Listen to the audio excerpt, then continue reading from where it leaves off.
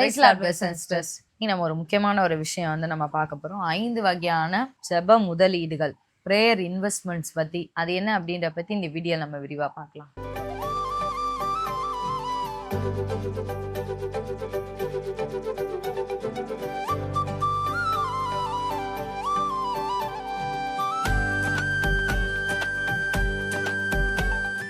ஆண்டவருடைய வசனம் சொல்லுது, நீதிமானுடைய சந்ததி அப்பத்துக்கு இறந்து திரிகிறதில்லை அப்படின்னு அர்த்தம். ஒரு நீதிமான் வந்து இருந்தானா, நல்லவன் தன் பிள்ளைகளின் பிள்ளைகளுக்கு சுதந்திரம் வைத்து விட்டு, பிள்ளைகளின் பிள்ளைகளுக்கு பாத்துக்கோங்க, ஜெனரேஷன்ல வருது, அடுத்த ஜெனரேஷனுக்கே வருது. அது வந்து ஒரு என்னன்னா ஒரு இன்வெஸ்ட்மெண்ட், ஒரு சொத்து வைக்கிறது, அந்த மாதிரி காரியங்கள் தான். ஸோ இன்னைக்கு நம்ம வந்து என்ன ஜெபம், ஸோ சொத்துன்னொன்னு நீங்க ஒரு நிலமோ ஒரு வீடோ ஒரு வாகனங்களோ அந்த மாதிரி மட்டும் நினைச்சுக்க கூடாது. நிறைய இருக்கு, இன்வெஸ்ட்மெண்ட்லயே நிறைய வகையான இன்வெஸ்ட்மெண்ட் இருக்கு. அது என்ன அப்படின்றத தான் நம்ம இன்னைக்கு பார்க்க போறோம். அது முக்கியமா பிரேயர்ல எதுக்கெல்லாம் நம்ம இன்வெஸ்ட் பண்ணி நம்ம வைக்கலாம் அப்படிங்கறதே நம்ம பார்க்கலாம். முதல்ல பாத்தீங்கன்னா, நம்ம அடிக்கடி நம்ம வீடியோஸ்ல பாக்குற ஒரு சம்பவத்தையும் நம்ம பாத்துடலாம். விசுவாசத்தை நம்ம வந்து முதலீடா நம்ம வச்சுட்டு போகலாம். ஒரு இன்வெஸ்ட்மெண்ட்னா என்ன, முதலீடுனா என்ன, இன்னையில இருந்து நம்ம செஞ்சோம் அப்படின்னா அது வந்து ஒரு பெருக்கத்தை வந்து கொண்டு வரும் பிற்காலத்துல. எல்லாருமே சொல்றது அதான், சேவிங்ஸை விட இன்வெஸ்ட்மெண்ட்ல தான் பணம் வந்து பெருகும் அப்படின்னு. இந்த கான்செப்ட் எல்லாருமே அவங்களுக்கு தெரிஞ்சிருக்கும். சேர்த்து வச்சோம்னா அது கொஞ்சம் கொஞ்சமா தான் சேர்த்துட்டு இருக்கும். அதே போய் இதுல இன்வெஸ்ட்மெண்ட் பண்ணீங்கன்னா அது வந்து ஒரு 20 வருஷம் 30 வருஷம் கழிச்சு பெரிய பலன் தரும் அப்படின்னு வந்து சொல்லுவாங்க. ஸோ அந்த இன்வெஸ்ட்மெண்ட்டை பத்தி தான் நம்ம இன்னைக்கு வந்து பேச போறோம். அப்ப விசுவாசம் அப்படின்றத நீங்க வந்து சந்ததியா நீங்க வந்து முதலீடு பண்ணி வைக்கணும். அப்ப இன்னைக்கு நான் முதல் விசுவாசமா இருக்கும், நான் விசுவாசமா இருக்கதை என் பிள்ளை வந்து பார்க்கணும். என் பிள்ளை வந்து பார்த்ததுக்கு அப்புறம் அவனும் விசுவாசமானா அவன் பிள்ளை வந்து வரும். ஏன்னா நம்ம உதாரணத்துக்கு நம்ம வாசித்தோம் அப்படின்னா, தீமோத்தேயு அவரை எடுத்துக்கிட்டோம் அப்படின்னா, அப்போஸ்தலனாகிய பவுல் சொல்றாரு, உன்னோட பாட்டி உன்னோட அம்மாக்கு இருக்க விசுவாசம் உன்கிட்ட இருக்கு, அவங்களுக்குள்ள விசுவாசம். நம்ம அந்த வசனத்தை கூட வாசிக்கலாம். 2 தீமோத்தேயு 1:5. அந்த விசுவாசம் முந்தி உன் பாட்டி ஆகிய லோபிசாளுக்குள்ளும் உன் தாயாகிய ஐனிக்கேயாளுக்குள்ளும் நிலைத்திருந்தது, அது உனக்குள்ளும் நிலைத்திருக்கிறது என்று நிச்சயித்திருக்கிறேன். அவர் சொல்றாரு. இப்ப இது வந்து 3வது ஜெனரேஷன். பாட்டிக்கு எடுத்து அவங்க அம்மாக்கு அடுத்து தீமோத்தேயு. பாருங்களேன், விசுவாசம் 3 ஜெனரேஷனுக்கு டிராவல் ஆயிருக்கு. அவங்க பாட்டி அந்த விசுவாசத்துக்கு இன்வெஸ்ட்மெண்ட் பண்ணியிருக்காங்க. அதை பண்ணதை அவங்க தாய் திருப்பியும் அதை எடுத்து அதை யூஸ் பண்ணி திருப்பியும் அவங்க பிள்ளைக்கு அதை காமிச்சிருக்காங்க. பிள்ளை இப்ப இதை எடுத்து யூஸ் பண்ணிட்டு இருக்கு. நீ அதுல நிலைத்திருப்ப அப்படிங்கிறத நான் விசுவாசிக்கிறேன் அப்படின்னு சொல்றாரு. அந்த விசுவாசம்ன்றது ஆவியின் கனிலையும் வரும், ஆவியின் வரத்திலையும் வரும். கண்டிப்பா. ஸோ ஒரு ஆவியின் வரத்தையே வந்து வச்சுட்டு போயிட்டாங்க, ஒரு ஆவியின் கனியவே வந்து வச்சுட்டு போயிட்டாங்க. ஸோ இது வந்து ஒரு மிகப்பெரிய முதலீடு. இன்னையிலேருந்து நம்ம போட்டா கூட நம்ம சந்ததியா இது வந்து பேசப்படும். இன்னைக்கு நம்ம எப்படி பைபிள் நம்ம வாசிக்கிறோமோ, இன்னைக்கு நாங்களே எங்க பாட்டியை பத்தி நாங்க அதிகமா வந்து நாங்க பார்க்கல, ஆனாலும் எங்க பாட்டியை பத்தி எங்களுக்கு எல்லாரும் சொன்னதை வச்சு எங்க பாட்டி நல்லா நற்சாட்சி வந்து இன்னுமே நாங்க நம்பி நம்ம இன்னுமே ஓகே, அவங்க கண்ணீர் வடிச்சதுக்கு இன்னைக்கு ஆண்டு நமக்கு பிரதிபலன் தர்றாரு அப்படிங்கறத நாங்க யோசித்து பார்த்துட்டு இருக்கோம். ஏன்னா நம்ம தாவீது ராஜாவுடைய வாழ்க்கையிலுமே அது நடக்கும். அவர் வந்து நல்ல ஒரு மனுஷனா இருக்கும்போது ஆண்டவர் சொல்லுவாரு, உன் சந்ததியும் என்னை சேவிச்சுச்சுன்னா நான் நிச்சயமா சிங்காசனத்தை உன் வம்சத்துல இருந்து எடுக்க மாட்டேன்னு சொல்வார். அப்ப சாலமோனுடைய காலத்திலே சாலமோனே ஒரு மாதிரி பின்வாங்க ஆரம்பிச்சுப்பார். ஆனாலும் ஆண்டவர் சொல்வாரு, சாலமோன்டைய ராஜ்யத்தை வாங்கி இன்னொரு ஒரு அரசருக்கு வந்து கொடுப்பாரு. அப்ப ஆண்டவர் சொல்வாரு, ஆனாலும் அதுல ஒன்னே ஒரு கோத்திரத்தையாவது என் தாவீதுக்காக நான் வந்து சாலமோனுடைய பையன் வந்து அதுல வரும்படியா செய்றேன், ஒரு கோத்திரத்துக்கு மட்டும். அப்ப பாருங்களேன், என்னதான் அவன் பிடிக்காதவனா இருந்தாலும் ஆண்டவருக்கே என்னடா இவனுக்கெல்லாம் கோத்திரம் கொடுக்கணுமான்னு நினைச்சாலுமே அவங்க தாத்தா தாவீதுக்காக அவனுக்கு ஒரு ஆசீர்வாதம் அன்றைக்கு. அப்ப நம்ம நல்ல ஒரு முதலீடு பண்ணும்போது நம்ம வருங்கால சந்ததிகள் ஆண்டவருக்கு பிரியமா போட்டு நான் சொல்ல வரல, ஒருவேளை அப்படி நடந்து கொண்டாலுமே அவங்களுக்கு ஒரு இரக்கம் கிடைக்கும். ஆண்டவர் ஓகே, உனக்காக இல்ல, உன் அப்பாக்காக இல்ல, உன் தாத்தா செஞ்ச ஜெபத்துக்காக, உன் பாட்டி செஞ்சதுக்காக, அவங்க வந்து விட்ட கண்ணீருக்காக நான் வந்து உனக்கு இரக்கம் பாராட்டுறேன். 2வது நம்ம பார்த்தோம் அப்படின்னா, பிரேயர் இன்வெஸ்ட்மெண்ட் நம்ம எது பண்ணலாம் அப்படின்னா, நம்மளுடைய பிற்காலத்துல எதிர்காலத்துக்காக நம்ம இப்பவே வந்து நம்ம பிரேயர் வந்து நம்ம இன்வெஸ்ட்மெண்ட் நம்ம பண்ணலாம். அது வந்து நம்ம ஒரு வசனம் வாசிக்கலாம். பிரசங்கி 11:1. உன் ஆகாரத்தை தண்ணீர்கள் மேல் போடு, அநேக நாட்களுக்கு பின்பு அதன் பலனை காண்பார். ஏன்னா நாளைக்கெல்லாம் என்ன நடக்கும் அப்படிங்கறத வந்து யாருக்குமே நமக்கு வந்து தெரியாது. ஆனா இன்னைக்கு நான் இந்த இடத்துல என்னுடைய சந்ததியினுடைய என்னுடைய குடும்ப எதிர்காலத்துக்காக நான் இப்ப ஜெபத்துல நான் இந்த இடத்துல வந்து இது பண்றேன்.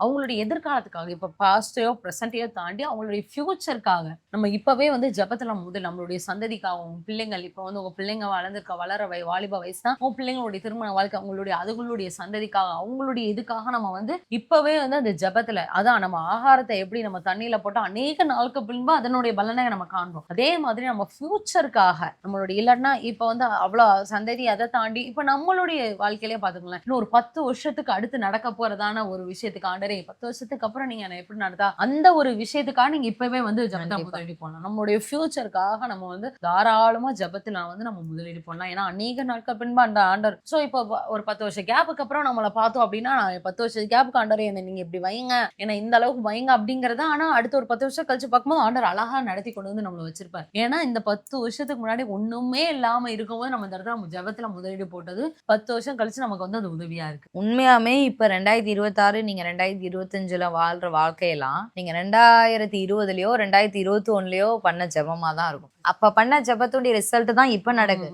ஸோ ஓகே இப்ப நம்ம ஒரு நல்ல லைஃப் வாழ்றோம்ல அப்படின்னு விடக்கூடாது.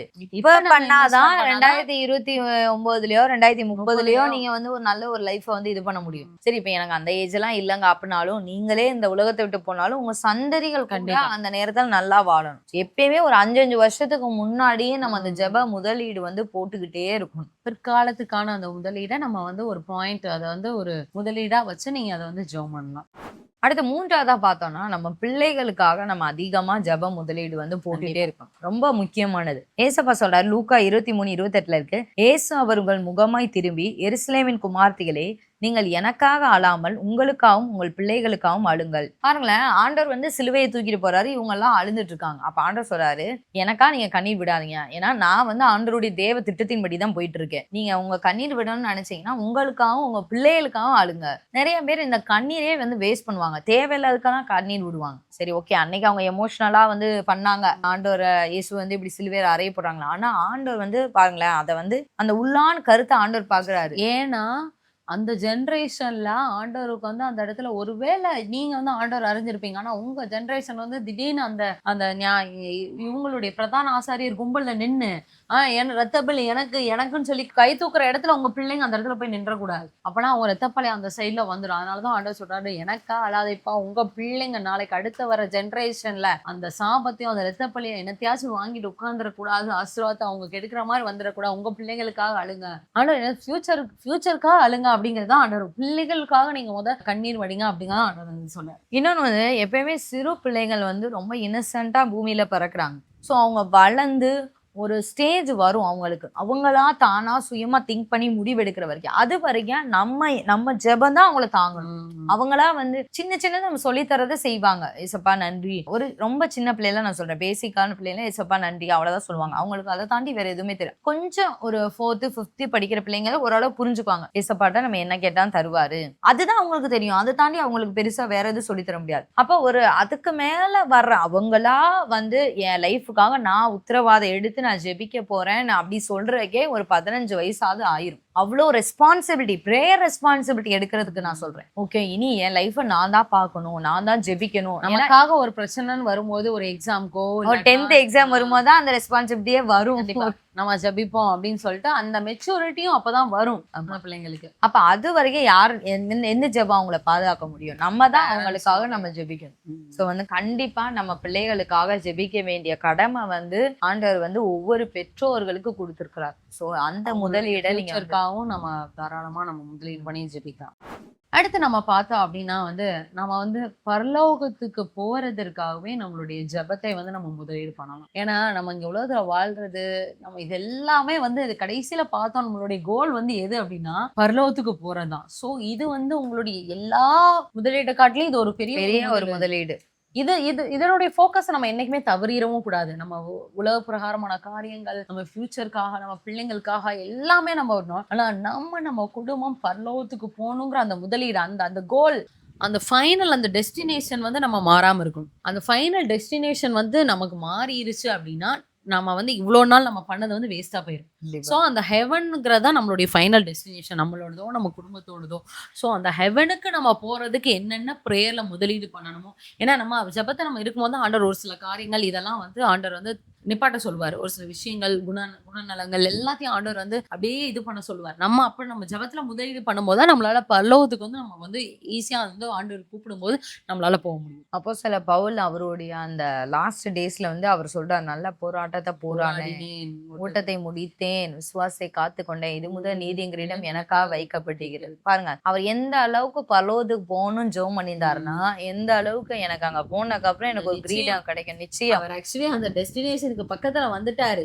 இதெல்லாம் வந்துட்டு எனக்கு நெக்ஸ்ட் ஸ்டாப் வந்து எனக்கு பரலோகதாங்கிறத அந்த அளவுக்கு ஒரு ஷூரிட்டில நின்னாரு. ஏன்னா அவர் ஜெபத்துல ஓகே அப்படிங்கறது அவருக்கு வந்து நல்லா தெரிஞ்சிருச்சு. அவர் ஆவியில நல்லா உணர்ந்துட்டாரு. ஸோ அந்த அளவுக்கு நம்மளும் வந்து பரலோகத்துக்கு போகக்கூடியதான அந்த ஆயத்த வேலைகள், அந்த ஜெப முதலீடு வந்து நமக்கு ரொம்ப தேவையா இருக்கு. அடுத்து 4வதா பார்த்தோம் அப்படின்னா, இது ரொம்ப ஒரு முக்கியமான பாயிண்ட். நம்மளுக்காகவும் நம்ம ஜெபிக்கணும். நமக்காகவும் ஒரு முதலீடு போட்டு வைக்கணும். இன்னைக்கு நான் வந்து நல்லா பலனா இருக்கேன் அப்படின்னா, நாளைக்கு நான் அதே ஸ்ட்ரென்த்தோடயே இருப்பேன்னு நான் சொல்ல முடியாது. அப்ப ஆண்டவரே, என்னைய நான் வந்து கடைசி வரை நான் உங்க கரத்துல நான் ஒப்பு கொடுக்குறேன். நம்ம சங்கீதக்காரர் கூட நம்ம சொல்லுவார், என் முதிர் வயதில் நீர் என்னை தள்ளாமலும் என் பெலன் ஒடுங்கும் போது என்னை கைவிடாமலும் இரும். அவர் அப்ப ஜெபிக்கிற டைம் வந்து அவர் முதிர் வயதே கிடையாது.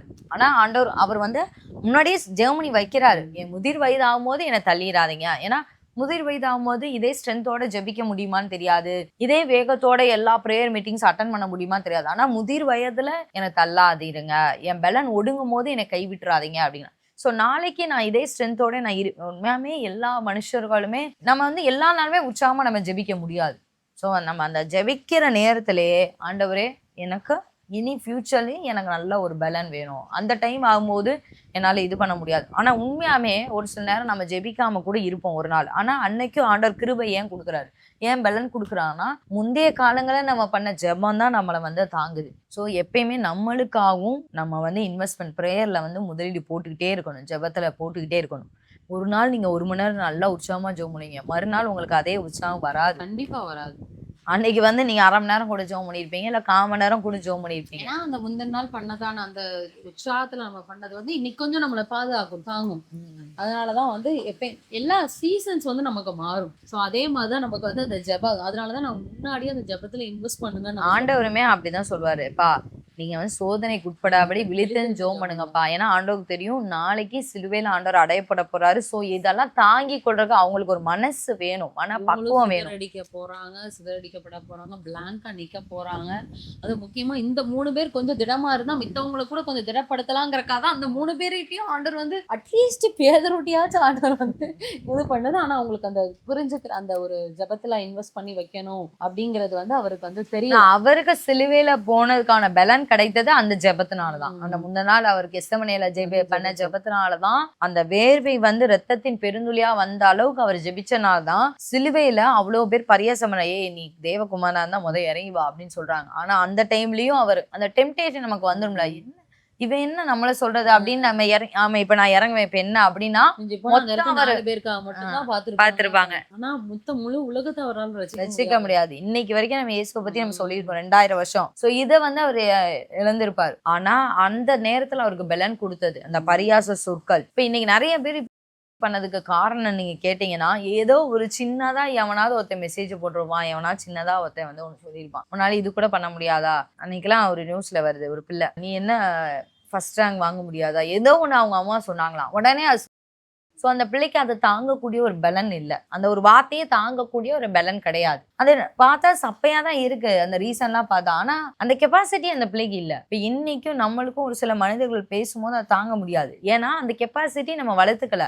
நம்ம ஜெபிக்கும் போது மட்டும்தான் நமக்கு அந்த கெப்பாசிட்டி வரும். கெப்பாசிட்டி வந்தாதான் நம்ம மறுநாள கடக்க முடியும், மறுநாள தேவ சித்தத்தை நம்ம நிறைவேற்ற முடியும். அதனாலதான் ஆண்டவர் சொல்லியிருக்காரு, நம்ம வந்து மாம்சம் வந்து நமக்கு எப்பயுமே பலவீனம் வந்து ஆவி உற்சாகமா. ஸோ நம்ம எப்பப்பெல்லாம் அந்த ஆவி உற்சாகமா இருக்கோ அப்பப்பெல்லாம் வந்து இந்த ஜெபத்துல வந்து நம்ம வந்து அந்த இன்வெஸ்ட்மெண்ட் பண்ணி நம்ம சோதனைக்கு உட்படாம நம்ம வந்து விழித்திருந்து நம்ம ஜாக்கிரதையா நம்ம ஜெபிக்கும் போது நிச்சயமா முன்னாடியே நம்ம அந்த ஜெபத்தை வந்து ஒரு இன்வெஸ்ட்மெண்ட் மாதிரி எப்பயுமே இப்ப நாங்க சொன்னதான 4-5 காரியங்கள் இருக்கும். ஸோ இந்த காரியங்கள் நீங்க எப்பயுமே ஞாபகம் வச்சு இதை வந்து நீங்க எப்பயுமே உங்க ஜெபத்துல வந்து ஒரு முதலீடு மாதிரி எப்படி நம்ம ஒரு பணத்த போடுவோம், அந்த மாரி நீங்க ஜெபத்துல நீங்க இன்வெஸ்ட்மென்ட் பண்ணுங்க. நிச்சயமா அதனுடைய பலனை நம்ம வந்து காண்போம். ஸோ இந்த வீடியோவ நீங்க அநேகருக்கு ஷேர் பண்ணுங்க. இந்த சத்தியம் தெரியாதவங்களுக்கு பிரயோஜனமா இருக்கும்.